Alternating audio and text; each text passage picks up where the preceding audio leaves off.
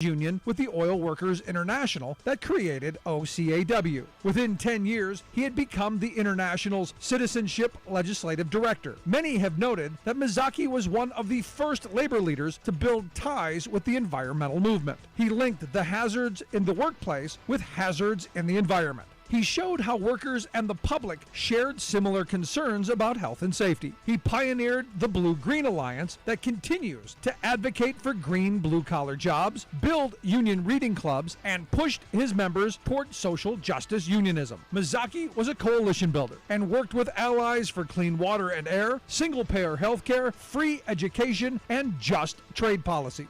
The United Steelworkers named their Health, Safety, and the Environment Center in his honor. He died in 2002 of pancreatic cancer. He was 76 years old. Labor History in 2 brought to you by the Illinois Labor History Society and The Rick Smith Show. For more information, go to laborhistoryin2.com, like us on Facebook, and follow us on the Twitters at Labor History in 2. Why would your local newspaper not even mention an important local news story? Perhaps because it's a damning story about the conglomerate owner of the paper. This month, hundreds of journalists working for major dailies in some 24 cities across America joined in an extraordinary mass walkout from their jobs. They were protesting the rank greed, gross mismanagement, and abandonment of democratic duty by the owner of their papers. That owner is Gannett, a massive financial conglomerate that has grabbed control of more than 200 dailies in 43 states. This is a huge, multi-dimensional news story about news itself.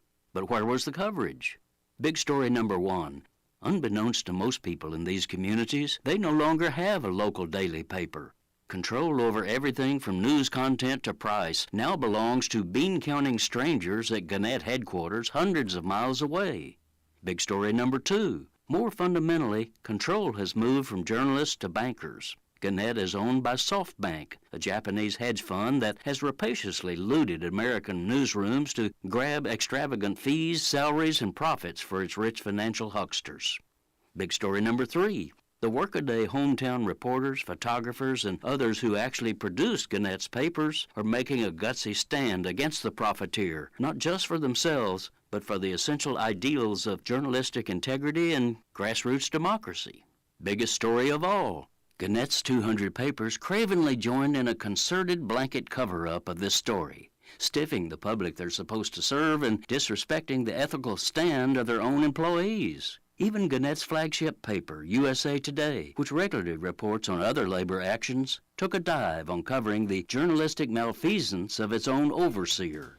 This is Jim Hightower saying, to fight hedge fund corporatization of journalism, go to newsguild.org.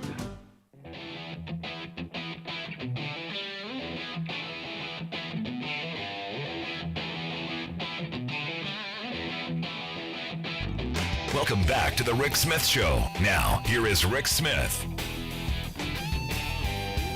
1-866-416-RICK, 1-866-416-7425. Questions, comments, something on your mind.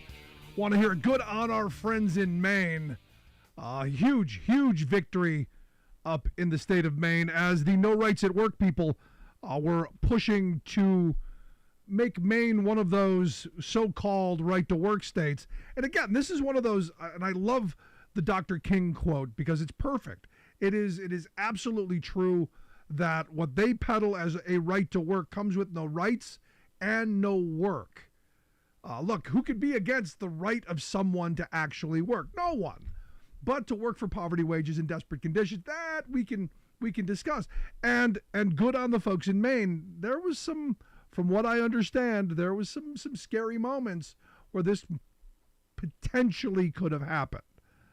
And for those who don't know, right, what this is about, what right-to-work laws are about, is about starving unions of resources. What they want is they want all of the members to go, I didn't get my way, so I'm not going to pay into the fund that fights for my contract that gets me better wages, hours, conditions. I didn't get my way, so I'm going to withhold my support of something that benefits me. Now, people go, well, you shouldn't have to join a union. You don't. You know, the law does not force you to become a union member. It used to be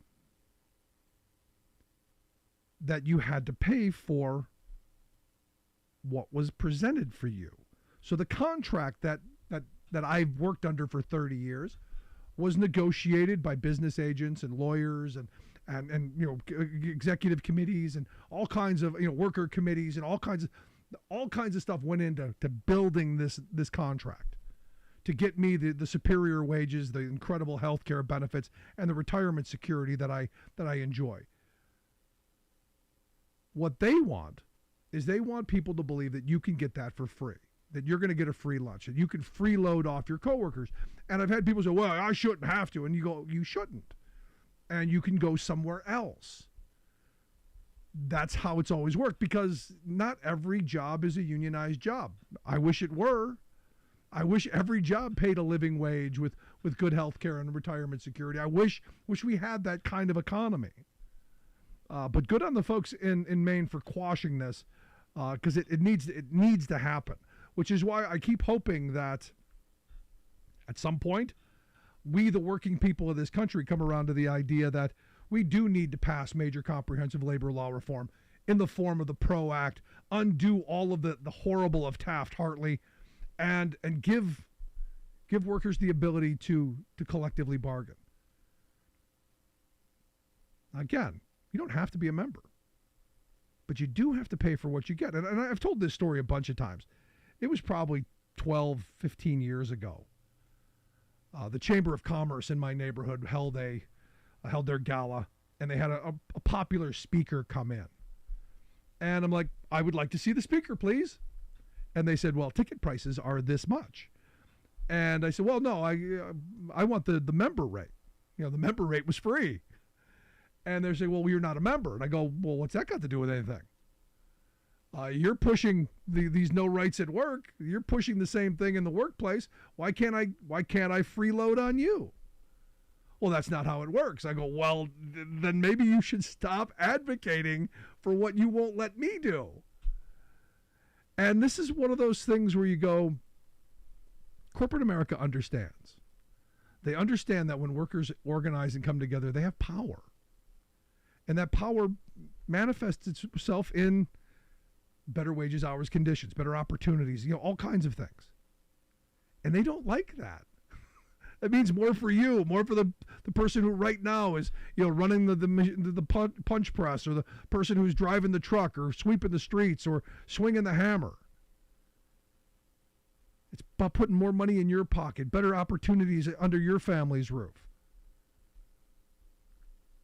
And they don't like that. It's about power. And I keep coming back to this. Have I been thrilled with all of my labor experiences? No. When you're dealing with people, you got headaches sometimes. But on the whole, in a heartbeat, I would join a union. I wish I could take all the money I have and get the kind of return on investment I've gotten from my union dues. And I think we need to be talking about these things in these kind of terms. Because right now, we're focused on is inflation. What if it were the 1970s again? My grandfather was a Teamster truck driver back then. 1 year, they got 3 raises because their cost of living adjustment went up because inflation was so high. How many contracts today do you know have that kind of cost of living adjustment added to it? Not many. And that's because union density has been under assault for decades now. They never stop. And look, just because they lost today in Maine doesn't mean they're going to stop. They'll be back next legislative session and the next, because it's what the moneyed interests want. It's what the very wealthy want. And as we know, our very wealthy, they get what they want. Now, what I do find is kind of interesting. I've been seeing some Republican representatives pointing their fingers and saying, neoliberals ruin this country. And there's the part of me that goes, again, like the Ted Cruz quote earlier, does he believe it or is he stupid? And I got to tell you, I don't think these people are stupid. I think they know exactly what they're doing. Because if I know the word liberal is in the word, I know this, But the big liberal ideology, the big neoliberal ideology was the Reagan-Thatcher ideology. It's what they promoted: free trade, hyper-individualism, undue state intervention, break unions, tear down capital borders, all of this stuff that our neoliberals knew what they were doing. Deregulation. I mean, I'm watching right in front of us, and this is where we as working people had better take back the narrative. Republicans are making a play for working people by saying, no, we were never the corporate stooges that we've been all these years. No, we didn't push for, you name the neoliberal policy, free trade, all of this stuff. And look, Democrats were just as bad. Bill Clinton among these. Neolibs were not just Reagan and Thatcher. This ideology permeated a lot of the 80s and 90s. But you go back and you look at this. You look at all the deregulation. You look at all of the privatization. You look at all of the stuff that's happened. A tax on labor, redistribution of wealth through a tax code, because, hey, the smart people, they know what to do with the money. There's got to be a moment where we get tired of being pitted against each other, red hat, blue hat. And we put on a hard hat and say, you know what? What's most important is feeding the kids. What's most important is putting a roof over our head. What's most important is having some economic security to ensure that we have time to participate in a democracy. That's being taken from us. At every turn. And the frustrating part of this is, it used to be, it's the economy, stupid. We used to get this. We used to understand. But they've divided us with nonsense. And they know if they message something enough, because messaging works. Like neoliberals, those neoliberals over there, they ruined everything. Without taking ownership that it was the Reagan policies. It was Republican and Democratic policies that birthed these horrible programs that screwed over working people. And for who? The very wealthy. They knew what they were doing.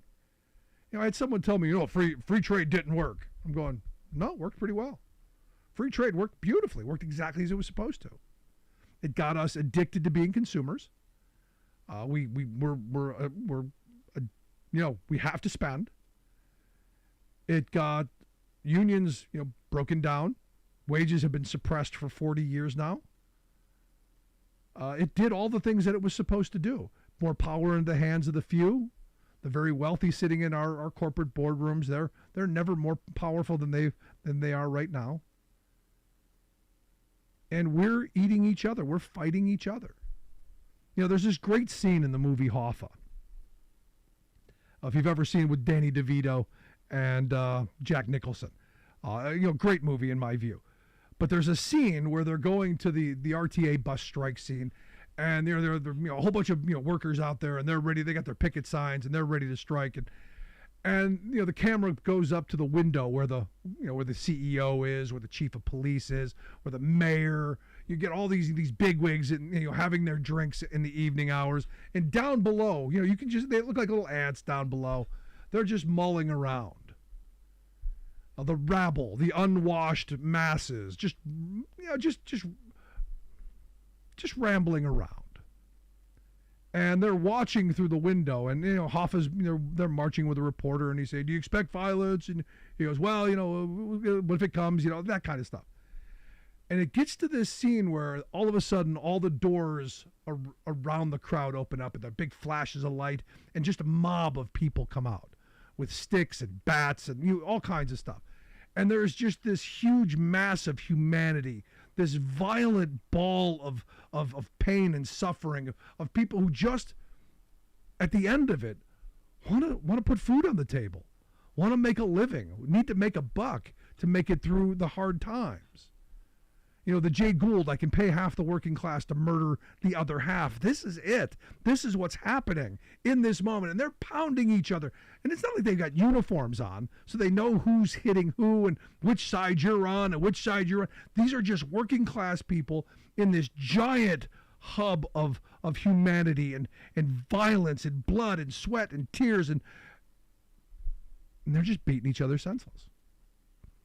And there's this great scene. The camera then pans up to where our corporate titans and our political elites are standing in the window, and they close the curtains and they go back to their day. They go back to their drinks. They go back to sitting on the couch, shake their heads like, "Can you believe this?" And while down below, literally, people are being beaten to death. This is where we are, and this is. Again, I come back to our politics. Our politics are not that difficult. It's a which side are you on? When it comes down to, working class issues, and we better reclaim these because the right is trying to steal them.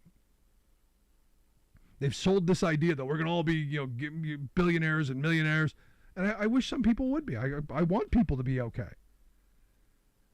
But not at the expense of everyone else. So when I look at New York, the law that New York just passed, and a good on them for establishing what is the first minimum wage for fast food delivery workers. And look, this is how far we've got to go down to ensure the most desperate workers aren't the ones who are the most harmed. They are now establishing a bottom rate, first time ever, announced by Mayor Eric Adams, that delivery workers are going to make at least $17.96 an hour plus tips by July 12th and at least $19.96 an hour by 2025. Now you go, well, who's going to pay that? I argue you're already paying that. It's just that the money is going to a handful of these big apps and these the people who sit at the top in those ivory towers. We're already paying it. It's just not trickling down to the working class. And, the more I come back to this stuff, for me, it really is about the economy. It really is about the job. If you trade hours of your day for wages to put food on your table, you're a working class person. Like it or not, I know we all like to think we're better than that. But that's the reality in the moment that we're in. And for me, fighting for the best opportunities for my family and for my neighbors, that's what's important. So when we get bogged down in all kinds of divisive outrage candy specifically thrown at us to keep us at each other's throats, this is where I make the plea. I reach the hand out. There are opportunities for us to grow and to move forward. Want to hear your thoughts? Email me, rick@thericksmithshow.com. You've got a question, comment, something on your mind? Give us a call, 1-866-416-RICK, 1-866-416-7425. This is The Rick Smith Show. We're working people. Come to talk.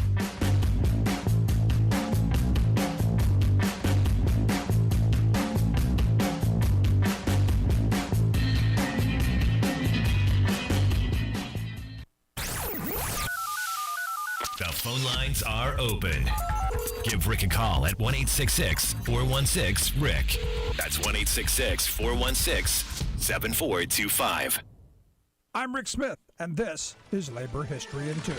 On this day in labor history, the year was 1914. That was the day that the Miners' Union Day Parade was scheduled in Butte, Montana. In spite of the festivities, trouble was brewing down in the copper mines. Many of the miners were growing increasingly aggravated with the Butte Miners Union Local 1, part of the Western Federation of Miners. Local 1 had been established in 1893, but some thought the union was too closely affiliated with the mine owners. Wages had been stagnant for more than 3 decades, despite the fact that the price of copper had more than doubled during that time. Mine owners stirred the pot even more by hiring Pinkerton detectives to infiltrate the union, instructed to promote violence. The day before the parade, 1,200 miners refused to show their union cards at the Speculator Mine. This meant that they were turned away from work. The next day, the miners' parade was met with jeers and taunts. Some of the protesters chased the union officials, who were riding in the parade on horseback.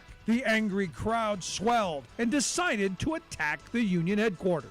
They ripped apart the union offices and tore out the union safe.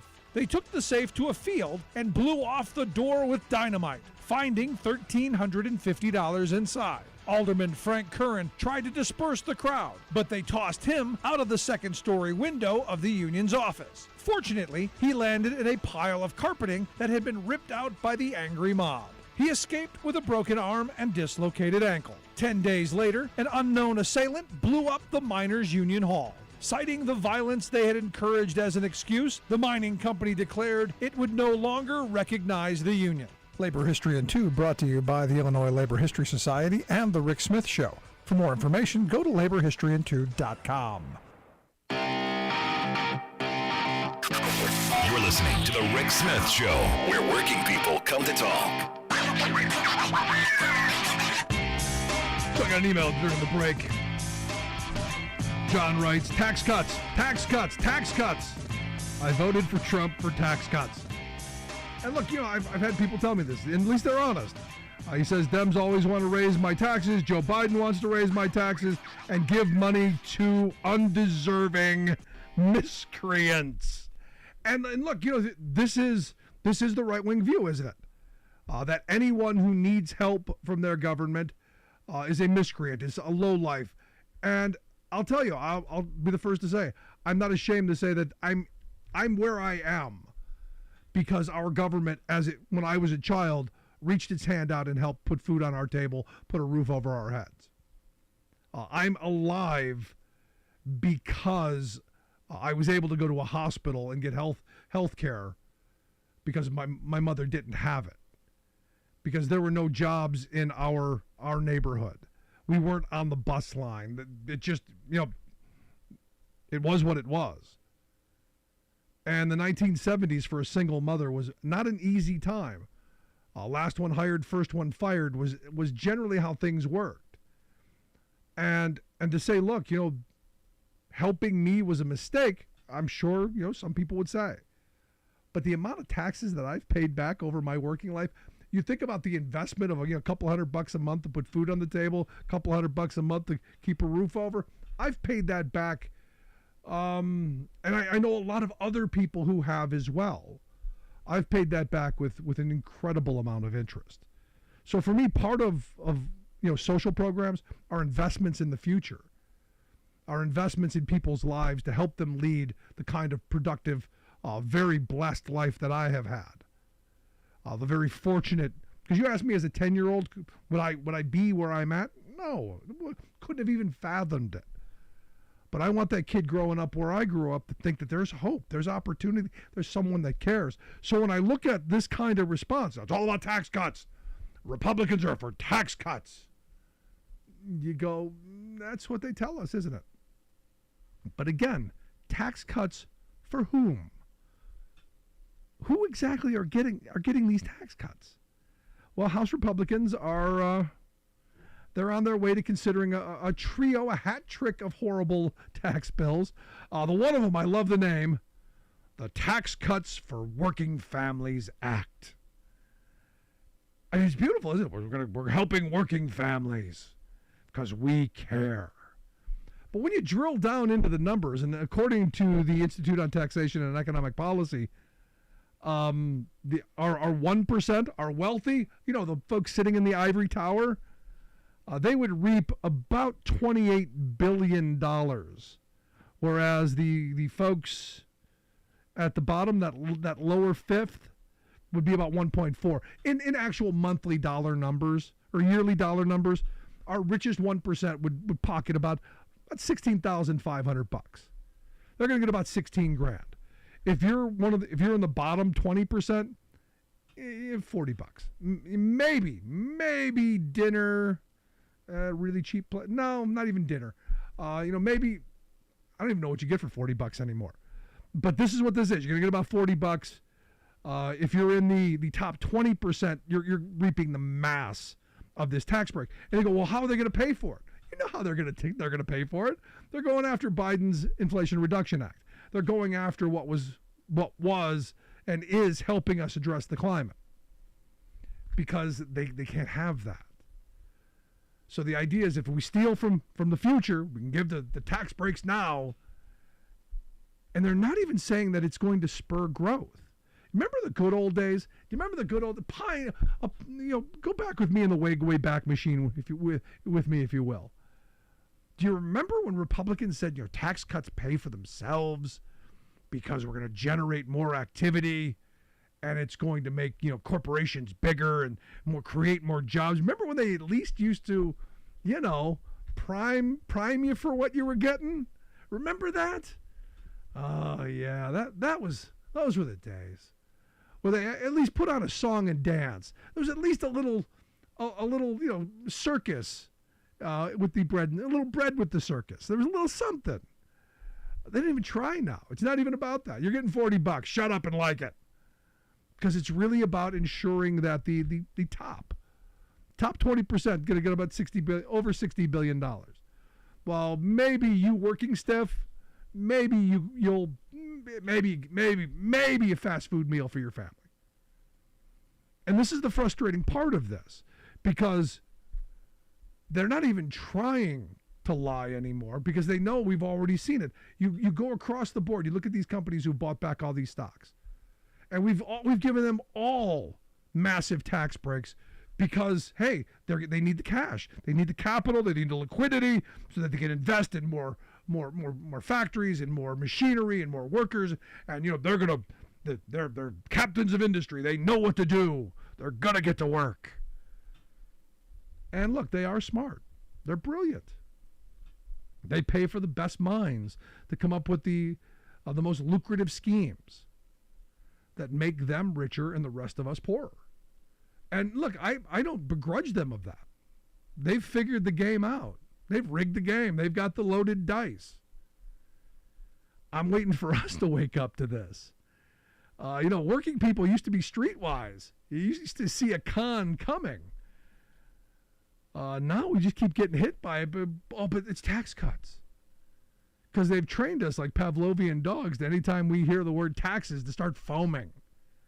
Whereas I go, okay, we're going to raise taxes. Well, who's it going to be on, and what's it going to be for?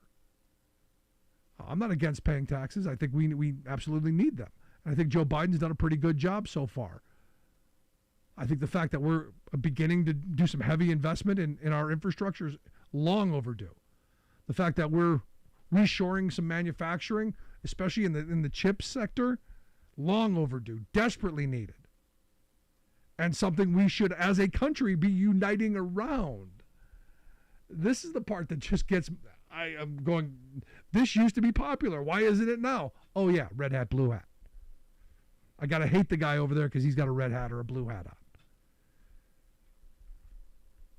I've got to agree with this policy. And look, these tax policies that Republicans keep bringing up, and understand, they're not going anywhere. Even if they were somehow to get through the Senate, and I doubt they would, Biden's going to veto it. But it shows priorities.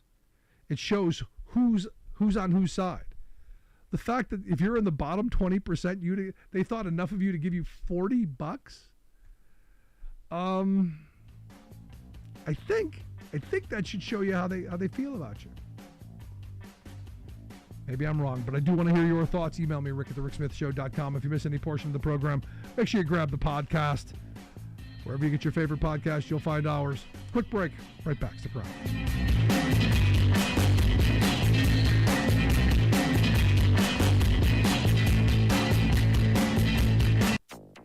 With regards to the complete rebuild of I-95 roadway, we expect that to take some number of months. Gas tanker fire leads to collapse of major freeway overpass. There are likely farms in every state that are knowingly or unknowingly dealing with these chemicals. 3 manufacturers agree to billion-dollar settlement as states sue over PFAS chemicals in drinking water. Plus, the researchers say the latest event is gaining strength and could lead to record-breaking temperatures next year. buckle up. El Nino is here to intensify extreme weather around the world. Oh, great.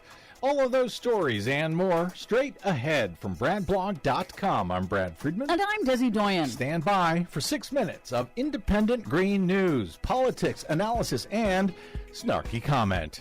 There's little question that Canada needs to obviously focus on forest management, but this isn't the moment to start lecturing people about the science of climate change. Right now it's about putting out a fire and keeping people safe. The moment when New York Congressman Mark Molinaro figured out how to recycle gun safety denialism for climate change.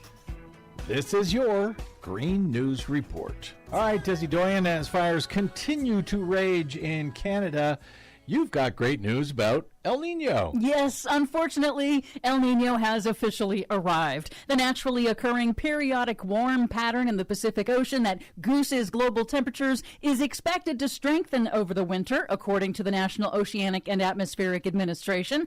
Forecasters warn that this El Nino occurs on top of record warm ocean temperatures, which will combine to intensify extreme weather around the world. Storms, droughts, deadly heat waves, you name it, that are already worsening from human-caused climate change. I'd rather not name it. The last year or so, we had some record heat, even though there was a La Nina, which is supposed to cool things, right? Uh-huh. And now we're going to have an El Nino. Making it even hotter. Yes. Fantastic. And it's likely that 2023 and 2024 will set new records for all-time hottest years globally. A new study calculates that El Nino impacts are actually far costlier than experts had thought, averaging trillions of dollars in long-term damage, forcing communities to divert resources to fund recovery and rebuilding. Well, maybe this isn't the time to lecture people on climate change, Des. NOAA also announced that levels of heat-trapping carbon dioxide in the Earth's atmosphere increased to a new record high in May, jumping at one of the fastest rates ever recorded, hitting 423 parts per million at Hawaii's Mauna Loa Observatory. Quote, continuing a steady climb further into territory not seen in millions of years. And we were worried that it would ever reach 400? Yeah. In Philadelphia, an elevated section of Interstate 95, one of the region's busiest highways, collapsed early Sunday morning after a truck hauling gasoline overturned and ignited underneath it. The truck driver was killed. The National Transportation and Safety Board is on scene investigating. Pennsylvania's Governor Josh Shapiro issued a disaster declaration speeding up federal funding for repairs. He warned reconstruction of the highway is expected to disrupt transportation for months. And I'll just note here that the adoption of electric vehicles will help take explosive trucks off the U.S. highways. In accountability news, 3 manufacturers of toxic PFAS forever chemicals have agreed to pay more than $1 billion to settle the first wave of lawsuits alleging the chemical companies contaminated drinking water across the country. That's good, but not enough. The settlement came after multiple investigative reports revealed secret industry documents showing exactly how manufacturers DuPont and 3M knew decades ago that their PFAS forever chemicals were a danger to human health, but publicly insisted the chemicals were safe and purposely distorted public knowledge about PFAS in their products. A new study from UC San Francisco details how, quote, the chemical industry used the tactics of the tobacco industry to delay public awareness of the toxicity of PFAS and, in turn, delayed regulations governing their use. Well, we got to have our Teflon pans. Over the last 2 weeks, more than 24 states have filed suit against PFAS manufacturers to pay for the mounting costs of cleanup of the chemicals, which are now ubiquitous in the population and environment. Here's Maine's Attorney General Aaron Fry on CNBC. 3M and DuPont created these chemicals, had the science that showed just how dangerous they were, how toxic they were, how they were going to last forever. It is my responsibility to do whatever I can to hold accountable those companies that profited off of this chemical. Good. Yeah. Go get them. And finally, some good news in Minnesota. The U.S. Army Corps of Engineers has revoked a crucial permit for a controversial proposed copper and nickel mine in the northeastern part of the state, concluding the permit did not comply with water quality standards set by a sovereign downstream tribe. A lot of good news coming out of Minnesota these days. Wait a minute. Isn't 3M based in Minnesota? Yes. Are you tired of think tank approved corporate news and commentary? Are you tired of CEOs telling you what to think, who to hate, and who to vote for? Well, welcome to the Rick Smith Show. We don't take orders from some boardroom, and we don't do focus groups or talking points. We don't work for them, and we never will. I'm Rick Smith, and I work for you. Join us daily at thericksmithshow.com and download the podcast and never miss a minute.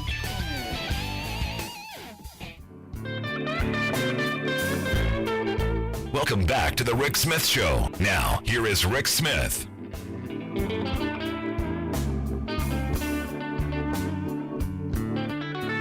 So I get a kick out of this representative from Tennessee, Tim Burchett. I love how the Republicans are losing their mind over the Department of Justice doing their job. They've been overly politicized. They've been weaponized. The DOJ, boring bureaucrats. They've been weaponized. They're coming. Do you find it as interesting as I do that there doesn't seem to be a lot of leaks coming out of the DOJ? Now, understand, during the Trump year, it was like a sieve. And that was because the career people, the people who dedicate their lives, people like Renato Mariotti, who we had on the program last night, talked about his time there. What I find, the career people, they're invested in their job. They're invested in the DOJ. So if things are going off the wheels, they're going to do something about it. But if they think things are being operated properly, if they think that we're on both sides of the aisle, there aren't the leaks. It's not happening. So this is the weird kind of point that we're in. And I look at all the Republicans who are losing their minds, talking about how weaponized the DOJ has become and how, like I said, Ted Cruz saying, the reason is Merrick Garland hates Donald Trump. Yeah, it's that simplistic there, Ted. But this Burchett said that, they're going to use every tactic available to stop the DOJ from being overly politicized. And hey, if we got to cut their funding, if we got to defund the Justice Department, if we've got to defund the nation's top cop, if we've got to defund the police, we're gonna do it. Now, do you remember, like I do, the craziness? Do you remember the fun and the entertainment of Republicans going on and on about, Democrats wanted to defund the police? And when it first came out, I go, that's a stupid thing to say. There's almost nobody talking about defunding the police. And the few people that I came across who said, no, we gotta take, I told them they were stupid. Don't do it. It's not going to happen. And Republicans, you gave the Republicans this great talking point, and they were able to beat Democrats up with it. And now the Republicans are talking about, we're going to defund the entire freaking system because, their criminal got caught. So I was thinking about this today, and I was thinking about my grandparents again. You go back to the 70s. What if someone like Nixon would have gone, they've weaponized, how dare they question me? They've weaponized, the Department of Justice. They've weaponized the court system. They've weaponized all this stuff. I'm as clean as the driven snow. Do you think the people would have stood for it? And the answer is no. Because we used to believe in accountability. I said from the beginning, I don't believe in defunding the police. I believe we fully fund them and we support them when they're not wrong. When they make a mistake, accountability. I remember a time when Republicans were the party of personal responsibility and accountability. They're not that party anymore. They're none of that anymore. They've been taken over by children They've been taken over by power mongers and attention seekers with no policy chops, with no interest in moving the country in a positive direction or helping working people make it through the next day. They don't care. Republicans hate working people. Just look at what they're doing. And talking about defunding the institutions that run our government is quite remarkable.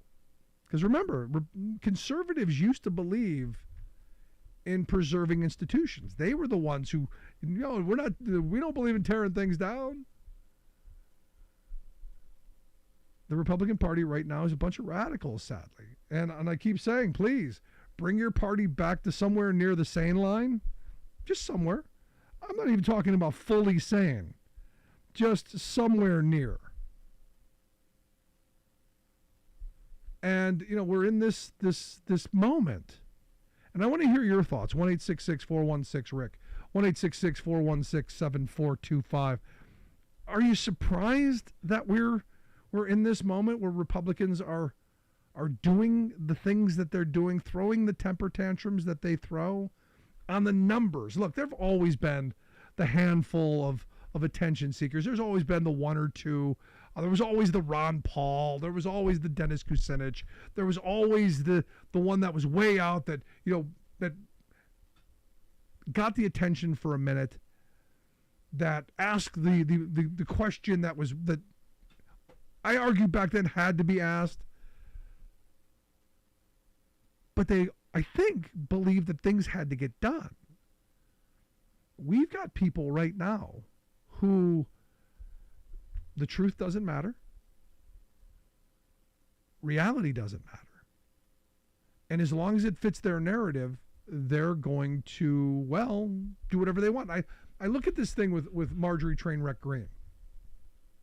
Came across a video that I was just scrolling through today.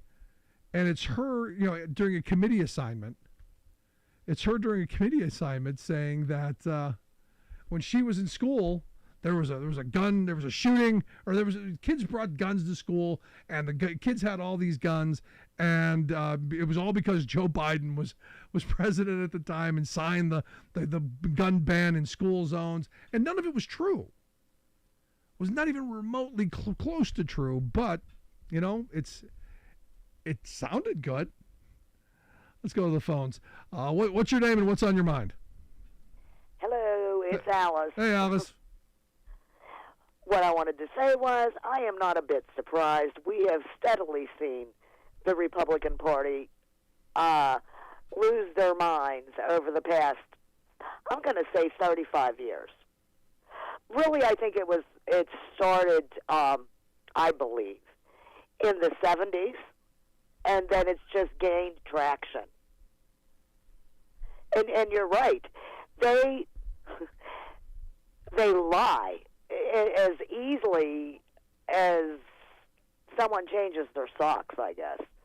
I mean, they lie about everything. And it's just amazing how their base eats it up. Like my grandfather always said, they'd lie when the truth would be better. Oh, you're right. I mean, even when you can disprove to them, and I'm talking even, when we've watched these hearings of different kinds going on, even when the facts are slammed in their face, like with Marjorie Taylor Greene and Lauren Boebert in particular, they'll sit there and go blah blah blah blah blah, and then come off with this whataboutism. It's just insane. Yeah. No, but this is where it comes back to us, I think, Alice. I think we've got to demand more from our elected leaders. And I think Republicans, you got to take control of your party. Bring your party back to sanity. Oh, I have to agree with you that and it seems to me that the more outrageous and insane that their candidates are, those are the ones that they seem to want anymore. Yeah, that's the frightening part, isn't it? It's crazy. But you have a good evening, Rick. Thanks, Alice. Appreciate it. No, I mean this is unfortunately the world in which we're in. And look, does the left have some people out there? Sure, there's some folks who are out on the fringe that I think need to be reeled in a little bit, but not to the extent. Right now is about saving democracy. Right now is about saving the republic. But this idea we're going to defund everything and defund the things that ideologically we don't like. This is a new kind of a new moment. Just because, and I come back to, today was the day, Trump was arraigned. Justice is working. He will have his day in court. Want to hear your thoughts? Email me, rick@thericksmithshow.com. I'm going to take a quick break. Right back.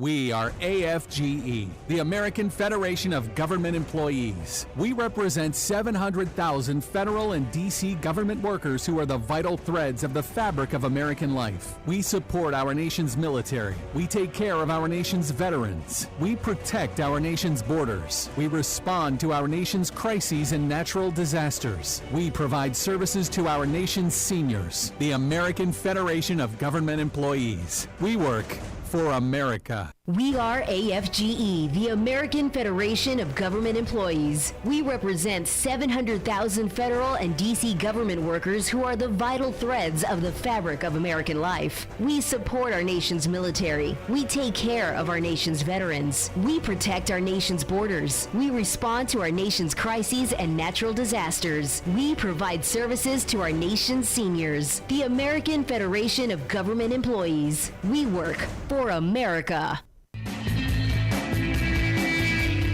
Welcome back to the Rick Smith Show. Now, here is Rick Smith.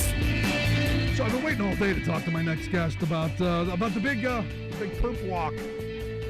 Was it enough? I got some emails from folks a little disappointed by the turnout of crazies. We're expecting much more, or at least the media kept hyping up there'd be chaos. But I've asked my good friend Greg Palast to come share some thoughts with us. Greg is the New York Times best-selling author. He is also the director of the movie Vigilante, Georgia's Vote Suppression Hitman. You can check out all that stuff at gregpalast.com. Greg, thanks for being here, man. Hey, glad to be with you. So let's get your thoughts on the perp walk today. Was it good enough for you? Did you get anything out of it? Well, I didn't expect to see the violence that some people were projecting. We actually have a guy, Zach Roberts, who works undercover inside the right-wing groups. So we've been tracking the crazies, and they deliberately stayed away from this one. So, but that doesn't mean that that there won't be violence at some point. I was just in Arizona at a Kerry Lake rally, and that's got to be fun. Undercover. How can you be undercover? Well, I changed my hat. I wore a cowboy hat painted with an American flag. Wow. I got to get a picture of that. Yeah, well, not yet. I still need that disguise.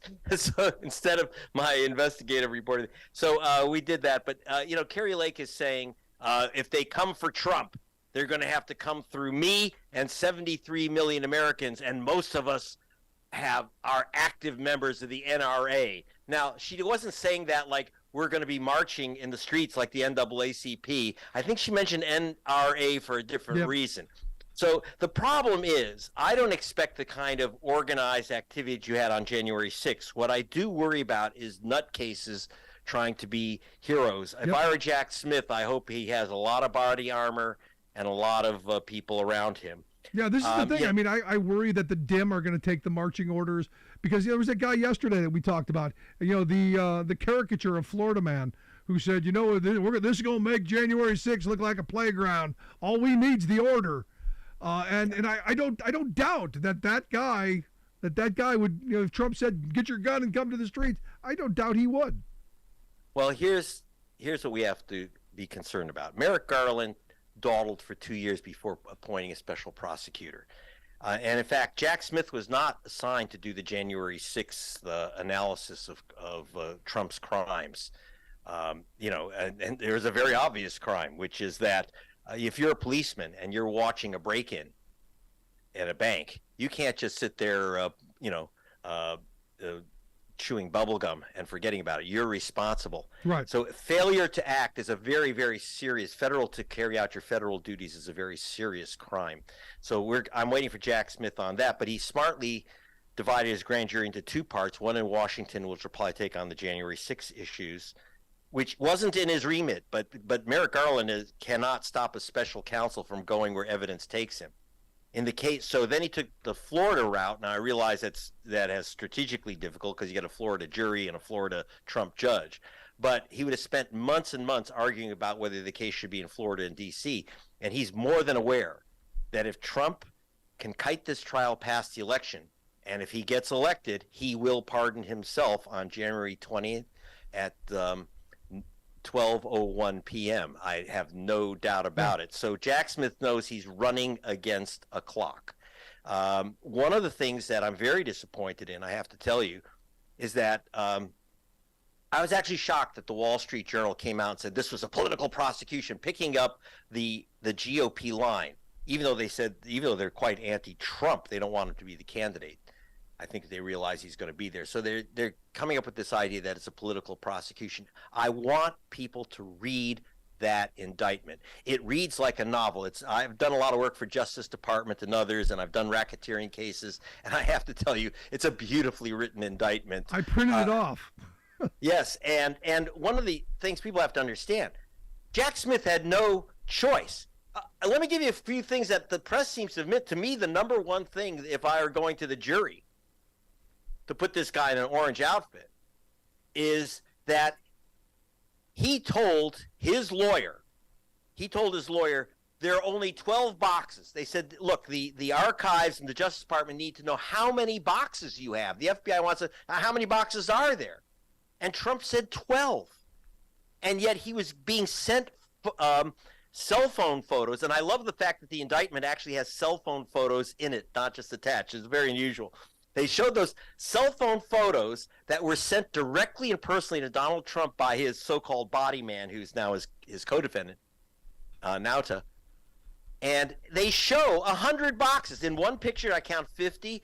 And Trump is telling him to move them, for example, to put them on, to sneak them up on Air Force One.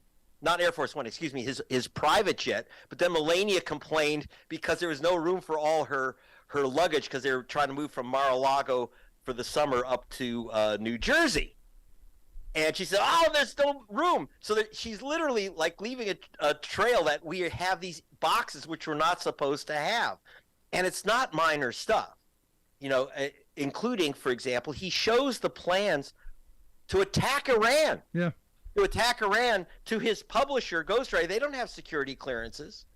And so he says there's 12 boxes. He literally says, tells his lawyer, I'm not going to go to New Jersey with my wife. I'll stay here.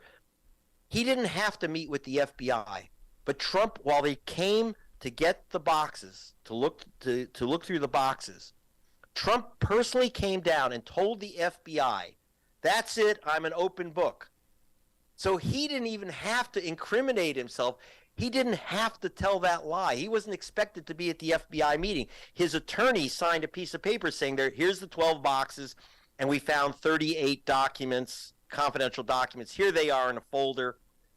He told Trump he had that folder. He wouldn't give it to Trump, the 38 documents. And Trump looked at the folder and said, well, go through it, and if there's anything really embarrassing, go.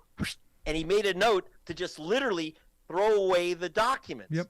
Now, it's true, as he pointed out, that Hillary Clinton's lawyers deleted 38,000 documents for which they should be in prison right now. That's obstruction of justice by any measure. I'm sorry if people don't like me to say that. But this is not the same.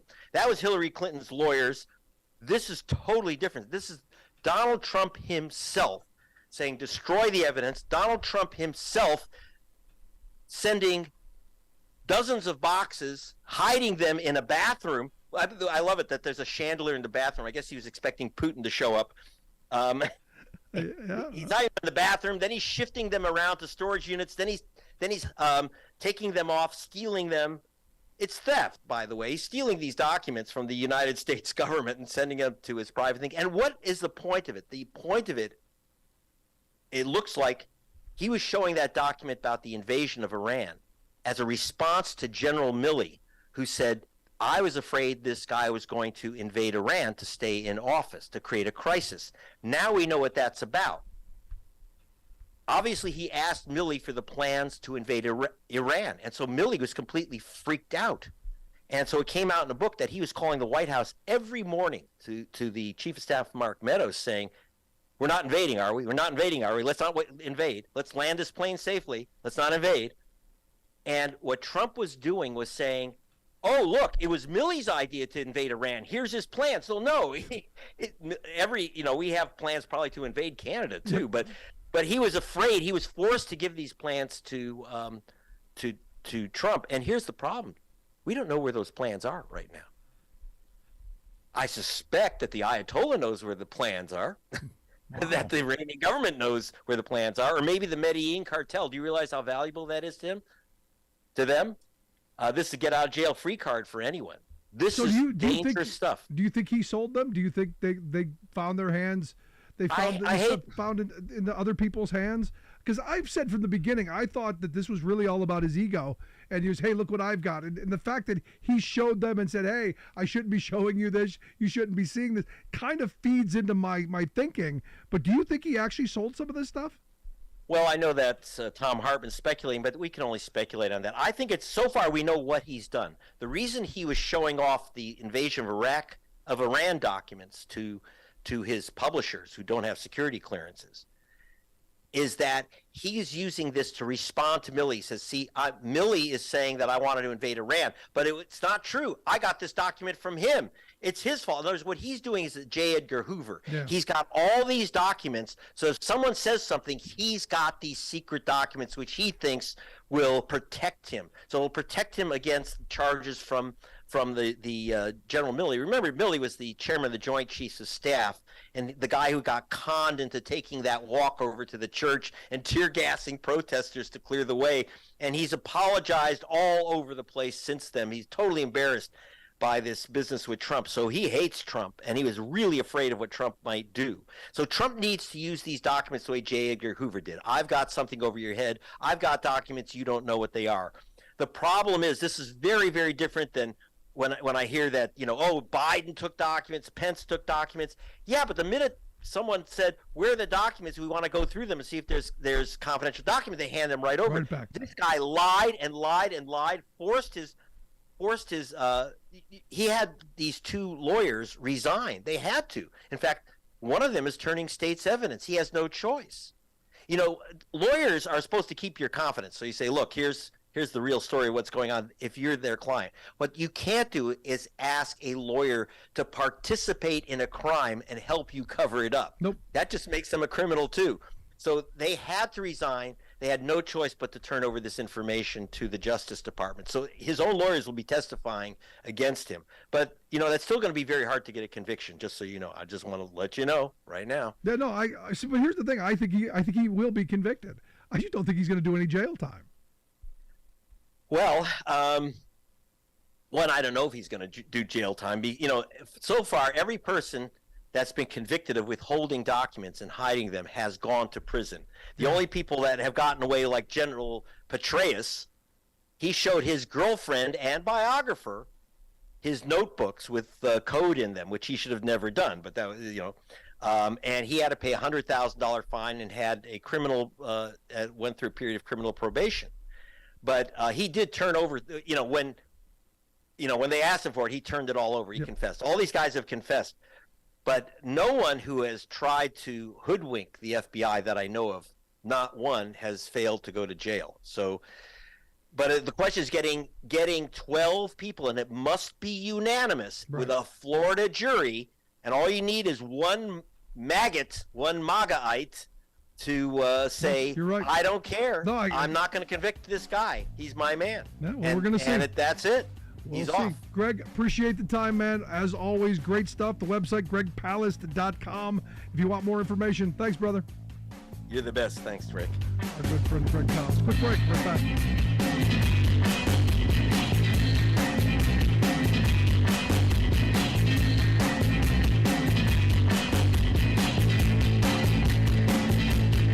I'm Rick Smith, and this is Labor History in 2. On this day in labor history, the year was 1914. That was the day that the Miners' Union Day Parade was scheduled in Butte, Montana. In spite of the festivities, trouble was brewing down in the copper mines. Many of the miners were growing increasingly aggravated with the Butte Miners Union Local 1, part of the Western Federation of Miners. Local 1 had been established in 1893, but some thought the union was too closely affiliated with the mine owners. Wages had been stagnant for more than 3 decades, despite the fact that the price of copper had more than doubled during that time. Mine owners stirred the pot even more by hiring Pinkerton detectives to infiltrate the union, instructed to promote violence. The day before the parade, 1,200 miners refused to show their union cards at the Speculator Mine. This meant that they were turned away from work. The next day, the miners' parade was met with jeers and taunts. Some of the protesters chased the union officials, who were riding in the parade on horseback. The angry crowd swelled and decided to attack the union headquarters. They ripped apart the union offices and tore out the union safe. They took the safe to a field and blew off the door with dynamite, finding $1,350 inside. Alderman Frank Curran tried to disperse the crowd, but they tossed him out of the second-story window of the union's office. Fortunately, he landed in a pile of carpeting that had been ripped out by the angry mob. He escaped with a broken arm and dislocated ankle. 10 days later, an unknown assailant blew up the Miners' Union Hall. Citing the violence they had encouraged as an excuse, the mining company declared it would no longer recognize the union. Labor History in 2 brought to you by the Illinois Labor History Society and The Rick Smith Show. For more information, go to laborhistoryin2.com. Why would your local newspaper not even mention an important local news story? Perhaps because it's a damning story about the conglomerate owner of the paper.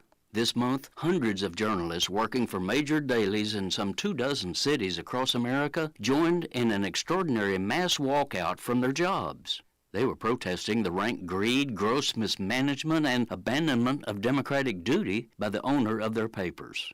That owner is Gannett, a massive financial conglomerate that has grabbed control of more than 200 dailies in 43 states. This is a huge, multidimensional news story about news itself. But where was the coverage? Big story number 1. Unbeknownst to most people in these communities, they no longer have a local daily paper. Control over everything from news content to price now belongs to bean-counting strangers at Gannett headquarters hundreds of miles away. Big story number 2. More fundamentally, control has moved from journalists to bankers. Gannett is owned by SoftBank, a Japanese hedge fund that has rapaciously looted American newsrooms to grab extravagant fees, salaries, and profits for its rich financial hucksters. Big story number 3. The workaday hometown reporters, photographers, and others who actually produced Gannett's papers are making a gutsy stand against the profiteer, not just for themselves, but for the essential ideals of journalistic integrity and grassroots democracy. Biggest story of all. Gannett's 200 papers cravenly joined in a concerted blanket cover-up of this story, stiffing the public they're supposed to serve and disrespecting the ethical stand of their own employees. Even Gannett's flagship paper, USA Today, which regularly reports on other labor actions, took a dive on covering the journalistic malfeasance of its own overseer. This is Jim Hightower saying, to fight hedge fund corporatization of journalism, go to newsguild.org.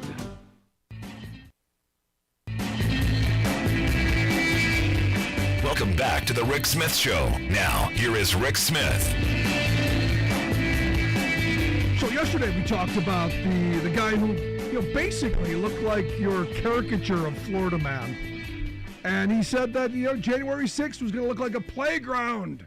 Today, all they need was the order, because they're at the ready, as Trump was ushered through and out. He was not going to be held over. It went exactly as everyone planned. Here to share some thoughts on what the spectacle was. I've asked Lauren Windsor to come talk with us. Lauren is the executive producer of The Undercut, the executive director of American Family Voices, and also a partner over at Democracy Partners. Lauren, thanks for taking time for us.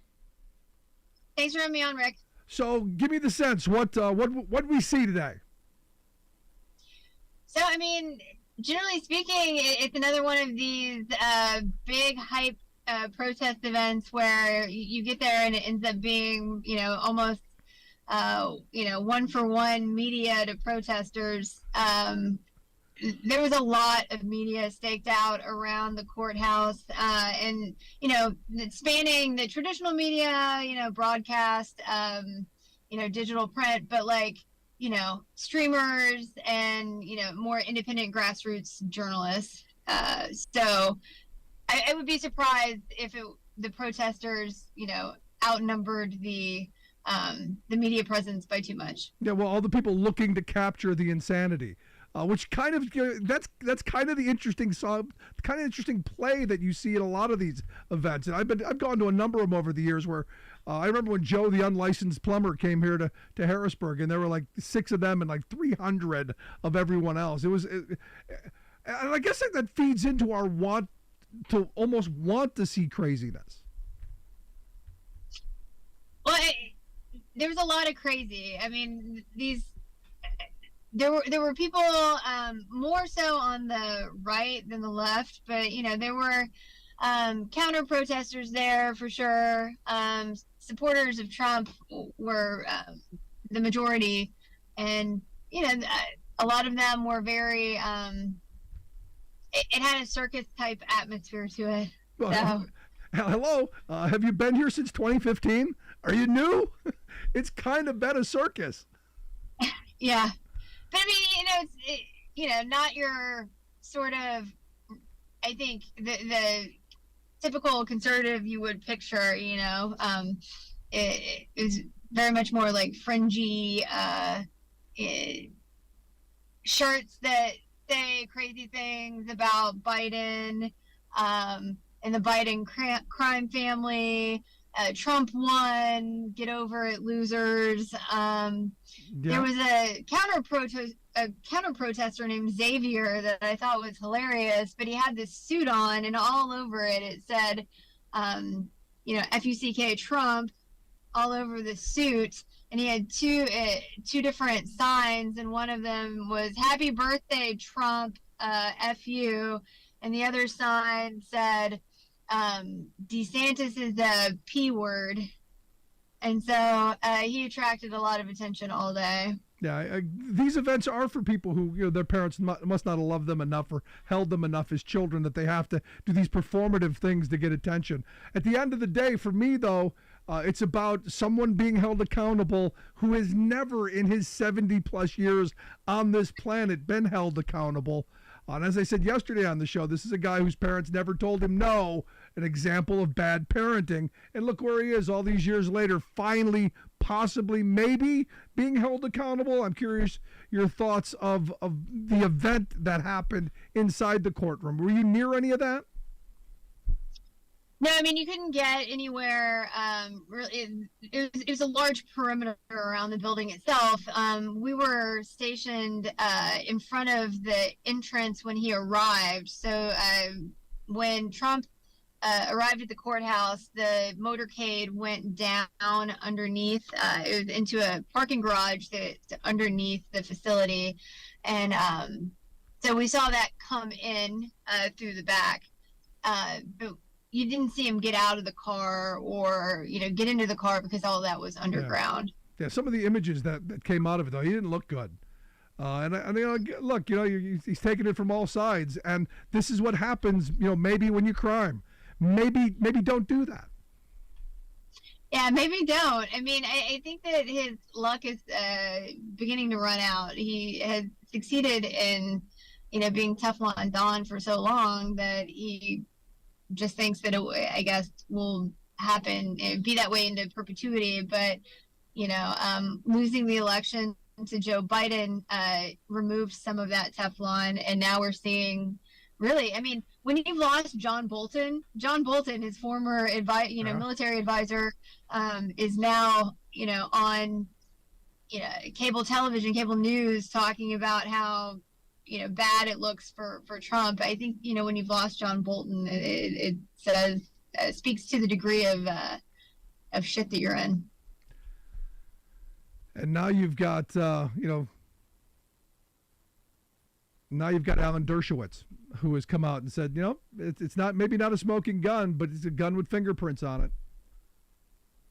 I think it was Bill Barr that said that if half of what was in the indictment is true, that Trump is toast.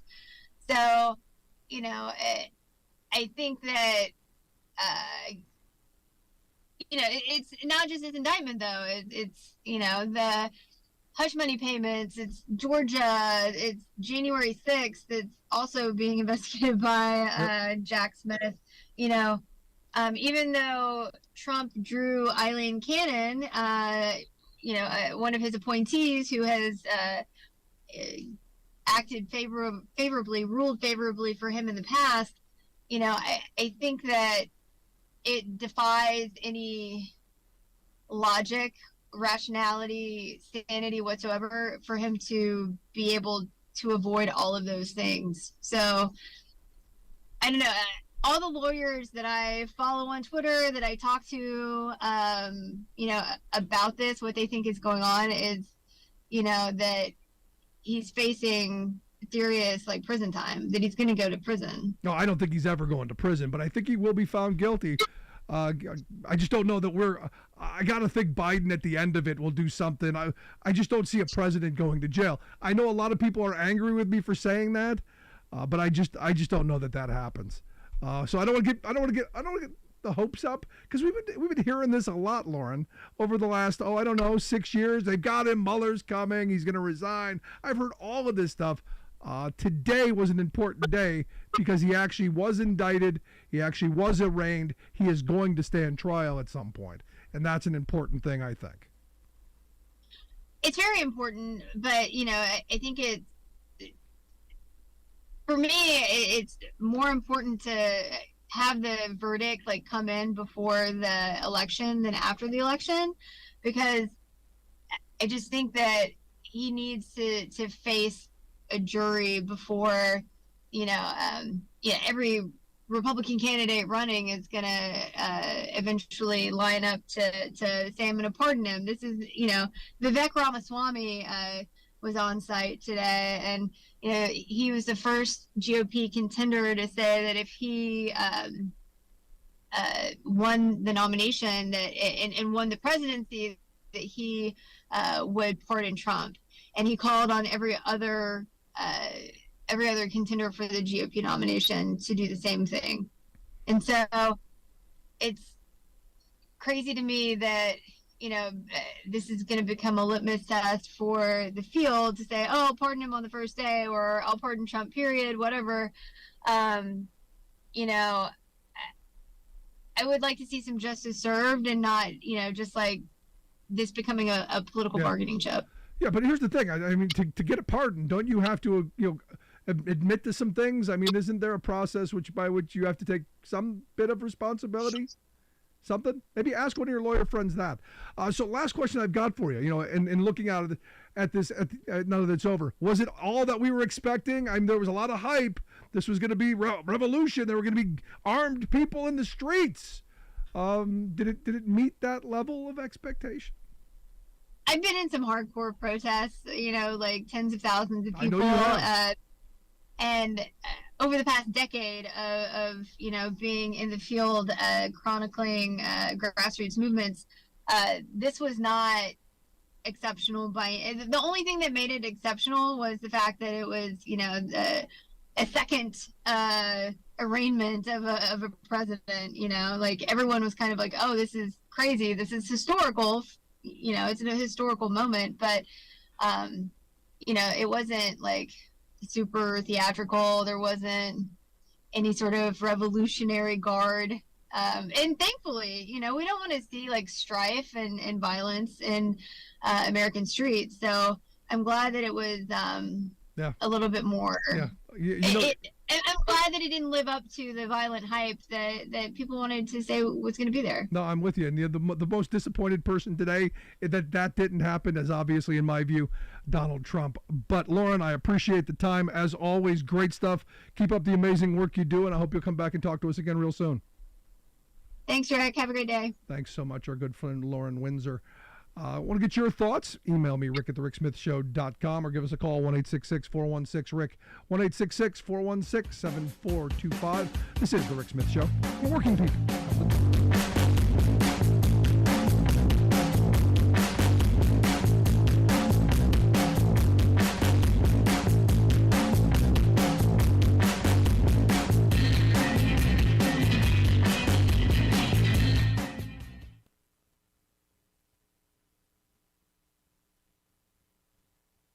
Was the day that a San Francisco man, Jeffrey Collins, received $5.3 million for wrongful termination from Shell Oil. The judge ruled the company had fired Jeffrey because they found out he was gay. Jeffrey had been a second-generation Shell employee. His dad worked for the company for 37 years before retiring. Jeffrey worked for their Triton Biosciences division. He oversaw a team working on developing drugs for cancer, AIDS, and other diseases. For 19 years, he had received positive reviews and 9 promotions. He rose to become the second highest executive for Triton. All of that changed when management found an invitation to a party for gay men that Jeffrey planned to attend.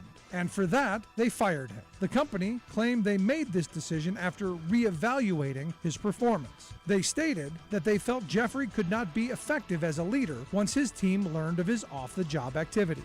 After his firing, Jeffrey could not find a similar job. Despite all of this, he was willing to settle out of court for far less money. But Shell decided to fight the wrongful termination charges. Cases such as the one brought by Jeffrey helped to bring to light the employment discrimination faced by many in the LGBT community. Since his case, California, along with 28 other states and the District of Columbia, have passed laws prohibiting firings based on sexual orientation. 32 states have laws against discrimination based on gender identity. 434 of the Fortune 500 companies have implemented similar policies.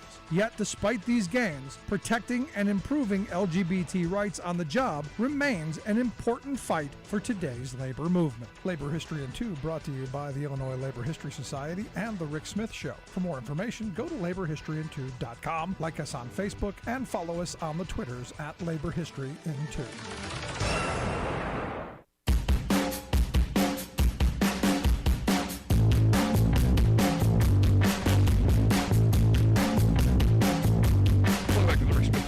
Check out our website, thericksmithshow.com. Questions, comments, something in your mind, email me, rick@thericksmithshow.com. Number of emails from folks saying, you don't sound like yourself. It's because I'm sick.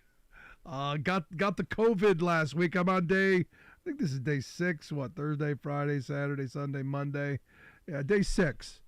I think I'm over the hump. I'm on the right side of things. Gonna make it, much to the chagrin of several folks who sent me, ill wishes, which just, I don't know, it shouldn't, I know I wouldn't go out of my way to write something for someone to, I guess I think what my mother would say. I'd be waiting for that smack in the back of the head. Anyway, Pete from Santa Fe sent me an email saying, Rick, I heard you tell your caller that Trump will not accept responsibility. If you really believe Trump will never accept responsibility, why do you think GOP candidates say they'd pardon him? I assume he's talking about, Trump. In order for him to get a pardon, he's got to, admit, he's got to fess up. No, I don't think he's capable of doing that. And I've said that from the beginning. I remember it's been a couple years. It was, I think the third year of Trump's presidency, where the whole big thing was he's going to resign. He's going to resign, and it was like for months. I'd have guests come on and they would tell me he's going to resign. And I'm going, he's never resigning. Stop that. His ego would never allow him to resign. And look, I don't use the word never very often, but this is one of those things where his ego, I don't believe, will allow him to even to save his own skin. I don't think it's something that's in him. But answering the question, Pete, if I really believe that he won't accept this, why are these candidates saying that they will? I think it's simple. It's the litmus test for his next VP. Because, even though I drive through my neighborhood and there are Trump Pence signs all over the place, I know Pence not going to be on the ticket. And that's the weird thing to me. Nobody's gone out and cut out the Pence part. Very, very twisted. But I digress. I think this is going to be one of those things where if he's picking a VP, it's got to be on the record that at least he'd have the out in the event that maybe, possibly, if given the right angle and the right PR fit, that he could get out. I think that's what this is. I think this will be this part of the sweepstakes to be VP. Part of that push to go, hey, look at me, look how Trumpian I can be. So that's where I'm at. Got another email, no name attached, and I wish if you're going to send an email, at least make up a name. At least make up a name and tell me where you're from, so I can address you properly. But Rick, this email writes, you seem to be a trans activist. Do I? I mean, really, do I seem to be a trans activist? Do I look like a trans activist? I don't think I am. I'm for people living their best lives. I'm for people doing whatever the heck they want within the confines of their four walls or within the frame of their body. As long as it doesn't infringe on my rights or someone else's. Yeah, then if that's your definition of a trans activist, then okay, I'll take it. They sent this thing, so what do you have to say about this story? I'll bet you don't comment. So I got a comment. Evidently, this trans advocate, Rose Montoya, who I've never heard of, evidently the AP story says that this person is no longer welcome at the White House or the events that they have because they posted a social media pics topless, I guess with two other people at the Pride event on Saturday. I don't care about this. I know, but Rick, you're talking about it. No, someone said, I bet you don't comment. And I'll comment. I don't care, and we shouldn't care about this. This isn't a big deal in my world. They did something; they're going to be held accountable for it. If anything, we should go good on Biden. Invited people, they acted up, sent them away. Boundaries. Wow, that's the sign of what's that L word? Oh yeah, a leader. Maybe we had more of this. Maybe. Now, to address your whole, he's a trans activist. If that's what makes you angry at me, okay. If that's what you need, okay. What I believe, and I've said this from the beginning, I believe people have the right to pursue their happiness. And whatever that is, God bless you. Do your thing. We used to believe this. I mean, we as a society, we did. I remember it. There was a whole do your own thing. You remember? And we may have chuckled. I tell this story all the time. I was at one of the the big box store, home improvement centers. The orange one. And I'm walking down the lumber aisle, and I'll never forget it. As long as I live, I'm never going to forget this. There was a guy who was bigger than me, and to be bigger than me, you're a big dude. Giant beard, hairy legs. Just a massive mountain of a man in a dress. A nice yellow sundress with a floppy hat, had the little purse, work boots. And that's what made me laugh. And I'm looking at the thing and I'm going, work boots. Like, good on you, buddy. And I walked on my way, happy for this person. That, what? That made them happy for the day. They got to be themselves. Who cares? Now, again, did I laugh? Yeah, I thought it was a funny sight. And I still think it's funny. But should we fire that person from their job? Should we throw them out of their home? Should we ostracize them? No, absolutely not. I may not agree with what everyone does, but that's the beauty of this country. That we've all got the right of life, liberty, pursuit of happiness.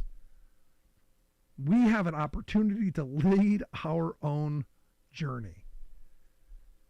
And if that means you want to put up makeup and you want to put on a dress, or if that means you want to go and rearrange your plumbing, that's on you.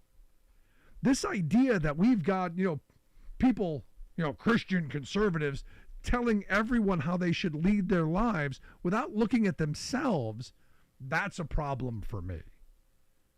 And I will stand up and help fight for people who are being abused in the streets and people who are being fired or mistreated. Now, you're not going to catch me out on the Pride Day rallies. You're not going to catch me out there, parading around. That's not my thing. But I'll fight for those people to be able to do it. I was talking about this a little bit earlier. And, it came up during the conversation because there are a lot of colorful figures who show up at these. And I don't understand the reason to dress up in really obnoxious outfits and to be the most extreme of the extreme. But hey, you know what? You got the right to do it. God bless you.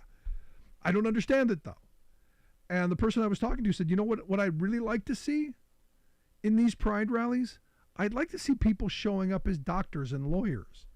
I'd like to see them showing up in their police outfits or their fire outfits. I'd like to see them showing up in their work clothes. Instead of the caricatures that a lot of people have framed them being,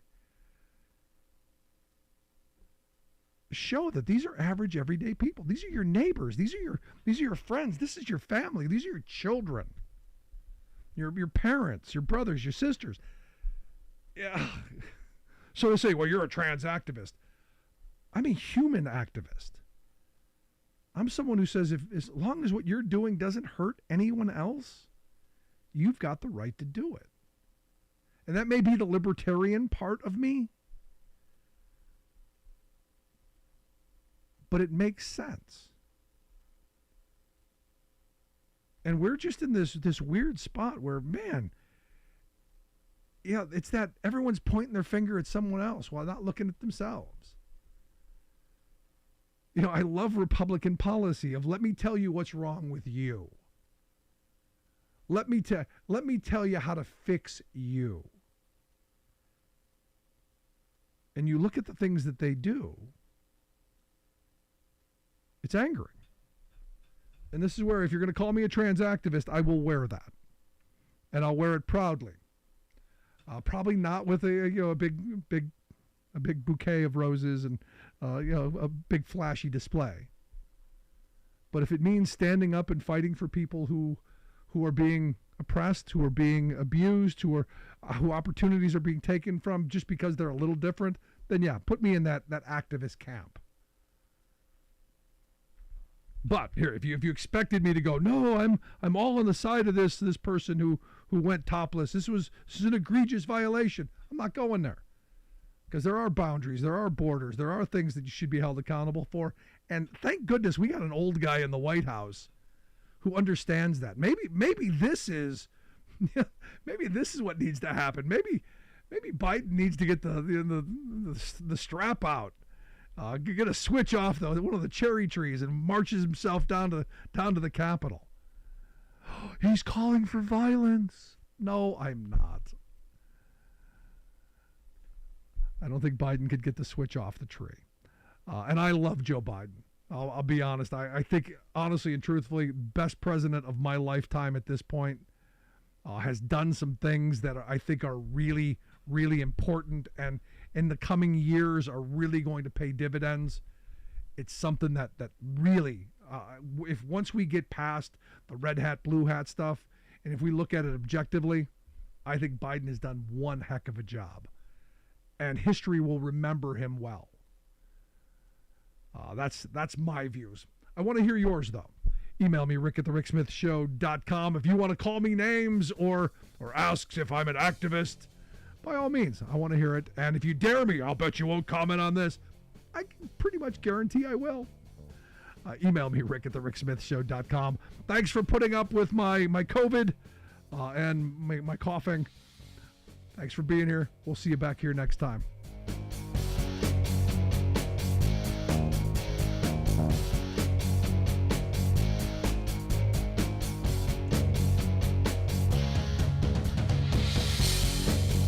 You've been listening to The Rick Smith Show. Email Rick at rick@thericksmithshow.com. Until next time, this has been The Rick Smith Show, where working people come to talk.